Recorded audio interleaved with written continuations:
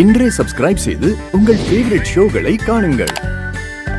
வீட்டு பீரோவுடைய கொத்து சாவிய கொண்டா குடு. என்னது? இப்ப நான் சொன்னது உனக்கு காதுல விழுகலையா? வீட்டு கொத்து சாவிய குடுறீனா குடுறி. அத எதுக்கு இப்ப கேக்குறீங்க? கேள்வி கேட்காதன்னு சொல்லியிருக்கல்ல, குடுறி சாவிய. எடு.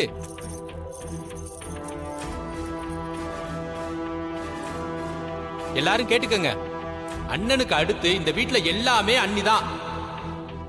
அவங்க மேல ஒரு பழி இருந்ததுனாலதான் கேசிஸ்லாம் முடியட்டும், அது வரைக்கும் பாத்துக்கன்னு சொல்லி சாவி அவங்க கிட்ட கொடுத்திருந்தாங்க. இப்பதான் அந்த மாதிரி பழி இல்லைன்னு தெரிஞ்சிருச்சுல. இந்த வீட்டுக்கு தலைவினா அது என்னைக்குமே எங்க அண்ணி தான்.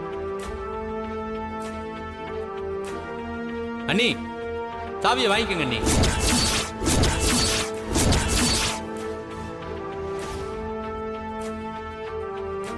நீங்க என்ன நினைச்சிட்டு இருக்கீங்க? உங்க இஷ்டத்துக்கு ஏதோ பண்ணிட்டு இருக்கீங்க. நீ எதுவும் பேசாத அண்ணி. வாங்கிக்கங்க அண்ணி.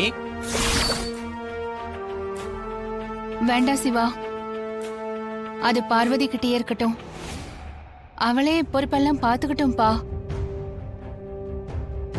யாரு பொறுப்பா பாத்துக்கிறது? இவளா? ஐயோ, இவ பொறுப்பா பாத்துக்கிட்ட லட்சணம் தான் நம்ம எல்லாருக்கும் தெரியுமே. வீட்டுக்குள்ள இருந்த பணம் காணாம போயிருச்சே, அதான் இவளோட பொறுப்பு. இங்க அது திருட்டு போச்சு. உன்கிட்ட ஒரு பொறுப்பு கொடுத்தா அப்புறம் என்ன ஆகும்? திருட்டு தான் போகும்.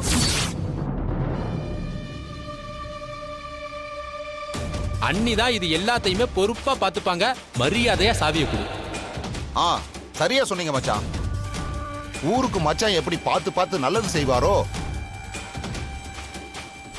ஜானகி தங்கச்சியும் அந்த மாதிரி வீட்டுக்கு தேவையானதை சரியா பண்ணிடும். அதனால சாவி தங்கச்சி கையில தான் இருக்கணும். ஐயோ, ஏன் எல்லாரும் இப்படி பண்றீங்க?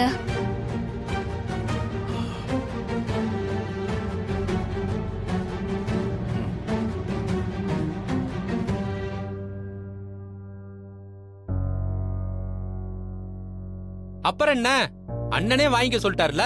அண்ணி வாங்கிக்கங்க அண்ணி முதல்ல. ஏய் பார்வதி, என்ன பாத்துட்டு இருக்க? போய் சாவியை குறி போடி.